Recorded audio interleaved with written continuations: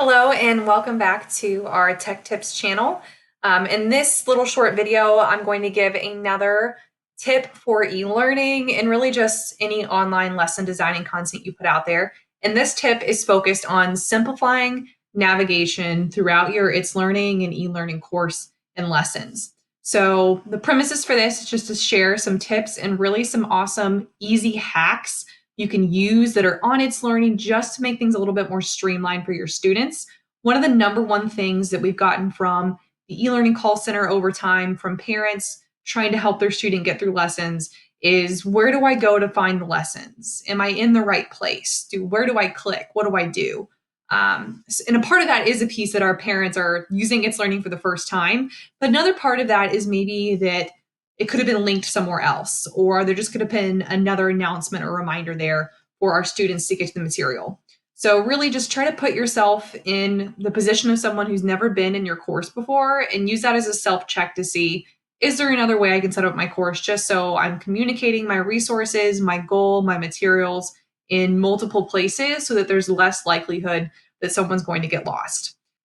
It's also helpful for showing our students how to navigate through the course. If we leave many steps in our lesson, so it takes students 5 or 6 clicks to get to your materials, that's a lot of possibility for someone to get lost. So by simplifying our course, having only a couple of clicks to get there, we help our students get access to tools and materials that they need, and we help them manage their learning resources and assignments a little bit more effectively. If you think about cognitive load, your brain can only handle so many items in working memory at once. That number's been debated, but usually among scientists, it's been 4 to 7 different items. If you get too many of those items in your memory and you're trying to figure out what to do, you reach cognitive overload and then you can't handle any new information. So for us in e-learning, if we're getting lost and we're just trying to find the lesson, then it's going to be a little bit more difficult for us to re-engage and really focus on the content of the lesson. So if you think about that, anytime someone has to pause in a lesson and try to figure out where they're supposed to go next, that's another burden on their cognitive load, and it's another obstacle in the lesson. So we want to make sure we try to delete those little options there and those pauses so that our students get to our lessons as efficient as possible. So I'm going to go through a couple of these steps. You don't have to use every single one of these. These are just the different options that are out there based on teachers' courses that I've popped into and seen really awesome examples and just some tips. So the first really simple thing that you can do is, if you have set up your It's Learning course to where it's the course overview page, so you don't have a page set up as your landing page or your start page, then a really simple, easy thing you can do is to add an announcement to your course. Now, these used to be called bulletins. If you're like, oh, I always had bulletins, it's the same thing. It's Learning changed it. But a bulletin or an announcement is linked right here. It's on that start page that students see as soon as they go to your course. It can be as simple as the example here, where it is the goal. You click there, into resources for the day. If you have several different activities, it can be a folder like what's linked here.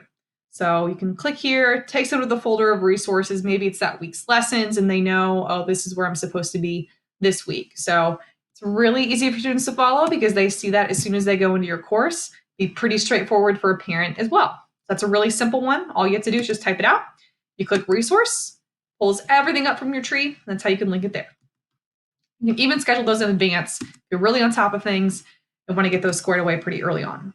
So the next example here is for anyone who uses a page with the content blocks as your landing page when students go to your course. You have it set up to start there. If you use course dashboards in the past and you like the ability to customize, chances are you probably have your course set up this way.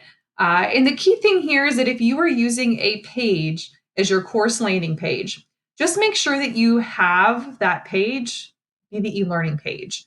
So there's a couple of courses out there that I've stumbled in and I've seen where it's just resources and online curriculum tools. It doesn't actually have the e-learning lesson linked to it. So a simple thing would just be to add the content block that has the e-learning lesson on it, or just to set your start page for your course as a page of e-learning lessons so that, again, it's one less click for a student or a parent to do. So an example of that is that if I'm in It's Learning course right now, this is a UDL facilitators course, but what she did is she changes it regularly, but she puts the week's content on one page, has that set up as her start page, And then at the bottom, she has all of the other examples of pages she's built before. So it's updated to the current one, but it also has a way to go back and see anything else you might have done in the past. So again, just a really helpful resource there. And it's one less click to get students and parents where they need to go. Instead of clicking on resources and trying to navigate through that, just a simple fix.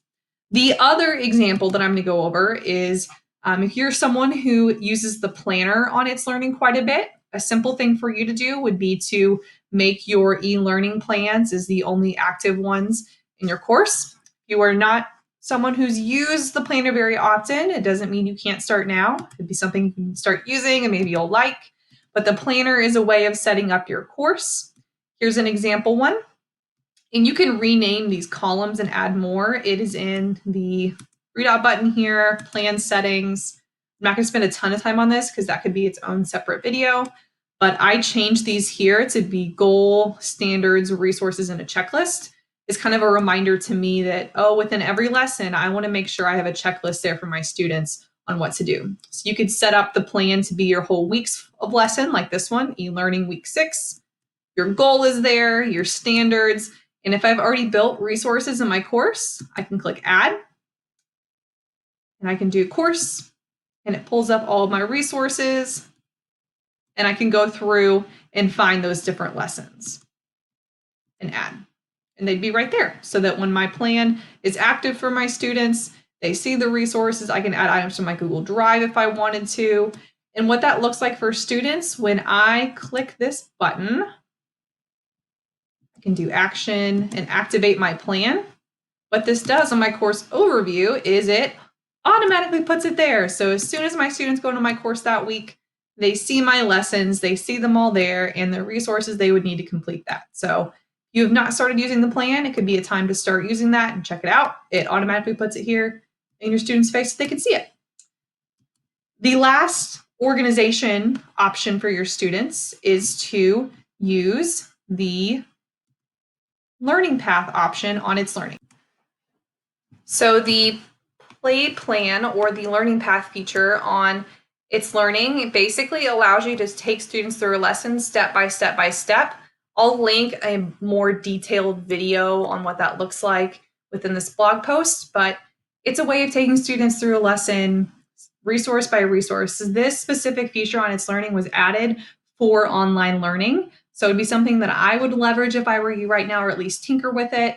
You can make a learning path by making a folder. So right here, this was the folder I'd already made. And all I had to do, three dot button, I'm going to take you back to the beginning here. So if I have my lesson, I have all my steps and things figured out. I've organized in a folder, three dot, make learning path. And there it is. I can rearrange, change things if I want. I can add in steps here that maybe it takes students to a review activity if they get a certain score on the test or it moves them ahead. And then I make it active.